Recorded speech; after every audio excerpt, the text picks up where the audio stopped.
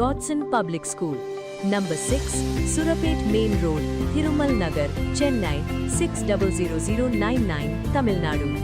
இந்தியாவில் மற்ற மாநிலங்களை விட தமிழ்நாடு நம்பர் 1 சுற்றுலா தலமாக மாற்றுவேன் என சுற்றுலாத்துறை அமைச்சர் ராஜேஷ்குமார் தெரிவித்துள்ளார். கன்னியாகுமரி மாவட்டம் மார்த்தாண்டத்தில் பேட்டியளித்த அவர், கிடப்பில் உள்ள சுற்றுலா வளர்ச்சி திட்டப் பணிகளை ஆய்வு செய்து விரைந்து முடிக்க உள்ளதாகவும் தெரிவித்தார்.